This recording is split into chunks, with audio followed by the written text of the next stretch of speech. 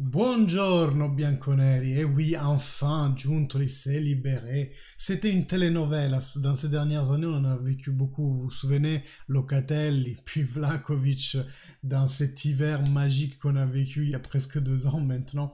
Et maintenant, Giuntoli, ça y est, il s'est libéré de Napoli, c'est officiel. Le Napoli a fait un tweet à ce sujet. Maintenant, il ne nous reste plus qu'à attendre l'officialité côté Juventus. On va en parler dans cette vidéo, tout comme d'autres sujets à côté. Panita qui laisse la Juventus après 8 ans, l'arrivée de Weah et aussi quelques petites nouveautés de mercato. On va en parler tout de suite. Tout d'abord, merci de liker et commenter la vidéo. Vous savez que c'est vos interactions qui rendent la vidéo plus visible sur YouTube et donc on grandira grâce à vous. Et d'ailleurs, si vous venez de rejoindre la chaîne, enchanté, je m'appelle Michel-Ange, vous pouvez vous abonner avec le bouton qui se situe en bas de la vidéo. Vous pouvez aussi cliquer sur la cloche, comme ça vous serez mis au courant de toutes les prochaines vidéos et des prochains lives. Donc normalement, on va en live demain soir à 18 h. Je ne sais pas s'il y aura Camille ou pas, je ne l'ai pas encore eu. Si oui, Camille, manifeste-toi. Et donc voilà, on aura un peu plus l'occasion de discuter de tout ce qui s'est passé cette semaine avec la Juventus et des choses à venir. Alors, je disais oui, Cristiano Giuntoli est officiellement plus un dirigeant du Napoli. Hier, le tweet officiel de Napoli, vous l'avez tous vu. Il a été vraiment un des piliers de ce Napoli des dernières années, avec des sessions de mercato des fois assez mauvaises. Il a lui aussi pris quelques coups qui n'a pas rendu. Mais néanmoins, il a fait par exemple un chef-d'œuvre avec le dernier mercato où il a remplacé le sortant Koulibaly par Kim.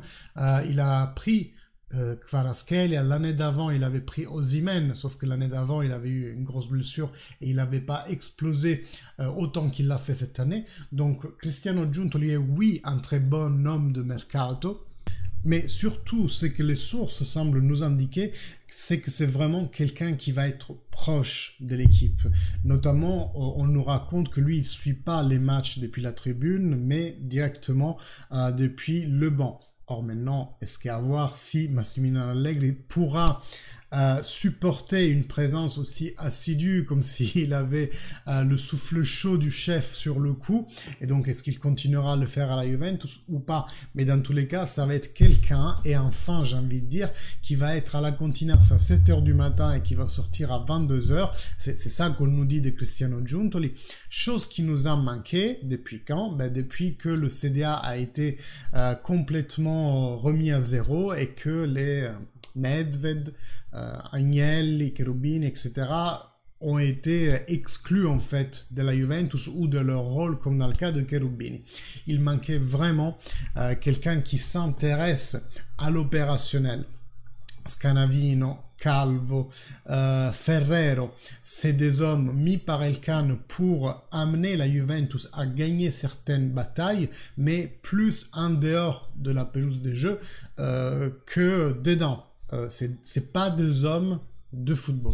Donc on espère que l'arrivée de Giuntoli, qui a su faire des exploits à Napoli, mais pas seulement. Pour ceux qui ne le savent pas, vous vous souvenez du Carpi où Massimiliano Allegri jeta son manteau par terre pour l'énervement. Ça, c'était le Carpi de Cristiano Giuntoli qui l'a amené de la Serie D à la Serie A. C'était vraiment un grand exploit. Et après, il est parti à Napoli. Il a fait 8 ans, je crois, ou 7 là-bas.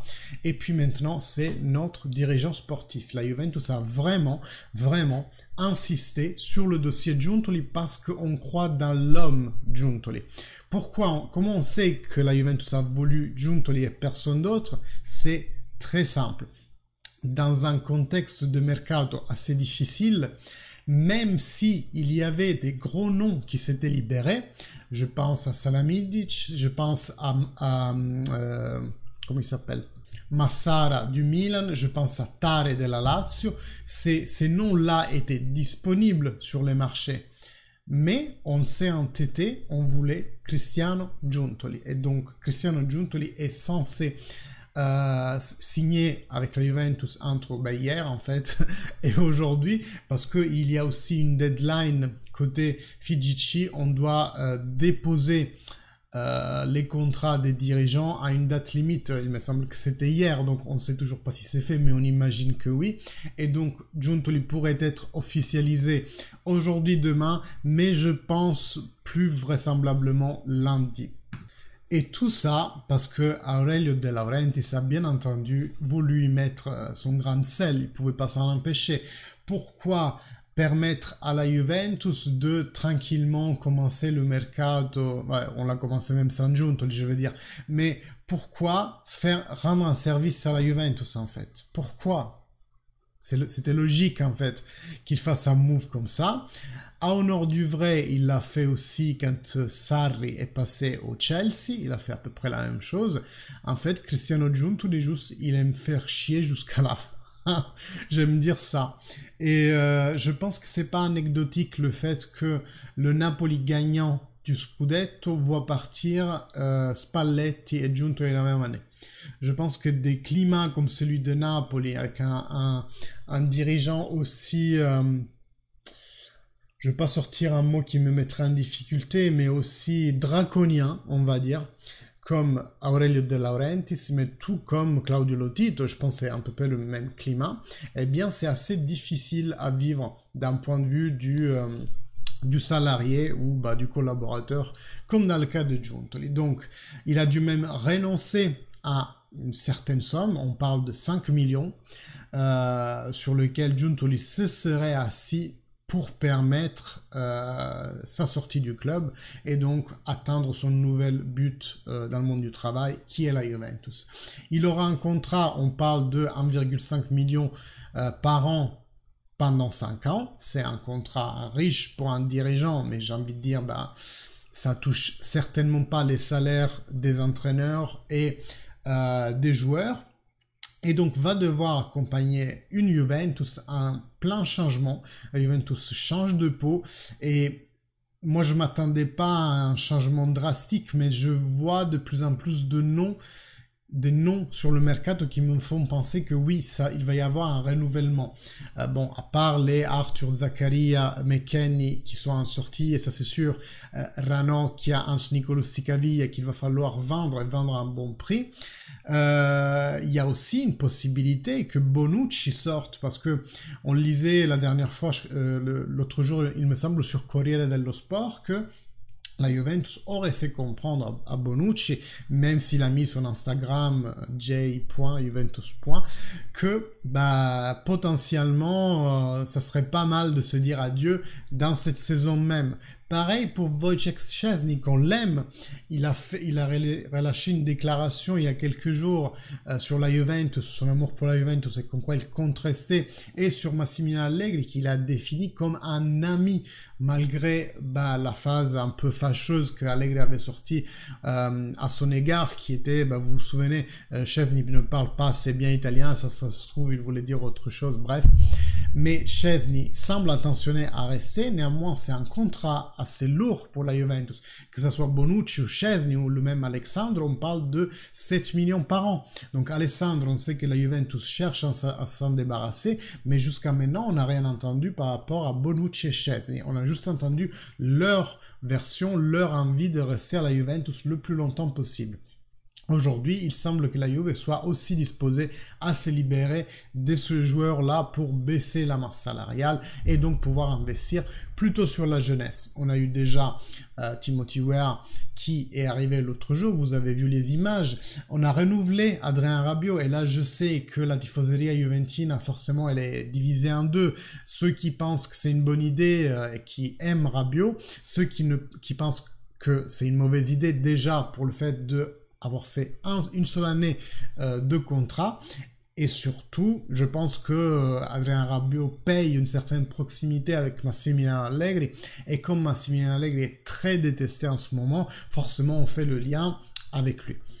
Moi je vous invite juste à réfléchir d'un point de vue technico-économique. En fait, on a un bon milieu de terrain, il a su démontrer sa valeur l'année dernière, c'est limite le capocannoniere de la Juventus, c'est celui qui a marqué plus de buts. Et le renouveler avec le decreto crescita, donc ces 7 millions ne valent certainement pas les 7 millions qu'on aurait donné, ou qu'on donnera peut-être toujours, à Sergei Milinkovic-Savic. Pourquoi? Parce que le net qu'on paye est récompensé par le brut. En fait, on ne paye pas un brut aussi important avec le decreto crescita que sans le decreto crescita. Et en plus, on ne paye pas l'argent de la fiche en soi. On ne va pas payer 35 millions à un autre club comme on le ferait, ou on le fera encore une fois avec Milinkovic-Savic, mais si ça se trouve, la Juventus a payé une indemnité au procureur, donc à la mère, puisque de toute façon, elle aurait touché de l'argent de commission si Adrien était parti vers un autre club. Et d'ailleurs, Fabien Delaval nous dit que même Véronique Rabiot était assez d'accord pour que le fils reste à Turin. On dit souvent que Rabiot est sous la coupe de sa mère. Moi, il me semble pas, d'ailleurs. Il me semble un homme maintenant assuré de ses envies, de savoir ce qu'il veut faire. Et la mère a un rôle de conseil managérial sûrement plus proche qu'un autre manager pourrait l'avoir, parce qu'il s'agit là de son fils, d'une vie de famille. Vous vous souvenez que Rabiot a aussi un frère qui habite Torino en ce moment. Et donc, il me semble, moi, un choix fait par Adrien. Après, on peut l'affecter à un certain pourcentage de son choix à l'amour pour le maillot, un certain pourcentage à rester dans une comfort zone et aux côtés d'un entraîneur avec lequel il a eu un certain feeling et qu'il a mis vraiment en valeur. N'oubliez pas qu'on est dans l'année qui nous portera à l'euro. Et oui, il n'y a que 1 an et demi vers le nouvel euro. Et donc, ça serait un peu bête aussi de partir sur un nouveau club où il faudrait faire ses preuves, où on sera peut-être pas titulaire tout de suite, ce qui permettrait pas à Adrien Rabiot de confirmer aussi sa titularisation en équipe de France. Tout ça a dû rentrer en jeu dans le choix d'Adrien, mais je pense quand même que son choix est quand même courageux de rester dans une Juventus qui est dans une mauvaise posture, qui a passé une année vraiment difficile, qui ne jouera pas les coupes européennes l'année prochaine. Donc vous pouvez dire ce que vous voulez sur le choix d'Adrien Rabiot, comme quoi c'est un choix égoïste, comme quoi c'est un choix pour rester dans une comfort zone ou pour rester aux côtés de l'entraîneur qu'il aime bien. Il ne change pas le fait qu'il avait des offres, et ça, plusieurs journalistes le reportent, des offres supérieures à celles de la Juventus, même si hier j'ai lu que Padovan à Sky disait que le Manchester offrait 6,5 millions, mais j'y crois pas du tout, à part que Padovan c'est un anti-Juventino de la première heure. J'y crois pas du tout que le Manchester United offrait 6,5 alors qu'en hiver il lui offrait un contrat de 10 millions. Bref, pour ne pas plus parler d'Adrien Rabiot, on parle un peu encore des courroies extérieures. Timothy Weah est arrivé, mais on est encore fort sur des noms comme celui de Timothy Castagne. Ça va être le côté de Timothée, en fait, la droite. Mais on parle aussi de Nandes du Cagliari, que l'année dernière on avait cherché pour un rôle de mezzala et que apparemment cette année on cherche pour un rôle de ailier. Parce que dans le Cagliari cette année il a joué aussi comme ailier. Il connaît la Serie A, oui, mais bon, est-ce que c'est vraiment un profil comme celui de Nandes qu'il nous faut pour repartir? Personnellement, j'émets quelques doutes. Et de l'autre côté, on parle toujours de Paris, mais apparemment la piste se refroidit un quelque peu. Ces jours-ci, on verra comment ça avance avec justement l'arrivée de Giuntoli officielle à partir de lundi. D'autres noms pour l'attaque, bon, on parle toujours d'une potentielle sortie de Chiesa Vlahovic, mais ça reste comme une sorte de sous-fond dans le monde juventino en ce moment. On a parlé la semaine dernière d'une potentielle de sortie de Bremer au Tottenham, mais Monblano nous dit que les discussions se sont arrêtées, donc apparemment il n'en sert à rien pour voir bouger Bremer. Moi, je vous pose la question à vous dans les commentaires. N'hésitez pas à me donner votre choix. Si vous deviez vous débarrasser de Chiesa, Vlahovic ou Bremer, l'un des trois, lequel seriez-vous disposé à sacrifier pour construire une nouvelle Juventus? Moi, j'ai ma petite réponse, mais je vous la donnerai dimanche en live à partir de 18 h. Soyez là, et si vous seriez pas là, il y a de toute façon la rediff. Moi, en attendant, je vous demande le like, les commentaires qui va booster la vidéo sur YouTube, elle va être plus visible. Si vous n'êtes pas abonné, je vous invite à le faire en cliquant sur le bouton en bas de la vidéo. N'oubliez pas aussi d'activer la cloche, comme ça, les prochaines vidéos, les prochains lives, vous êtes instantanément avertis. Eh bien, on se voit demain à 18 h. Mes amis, fino alla fine, forza Juve. Ciao.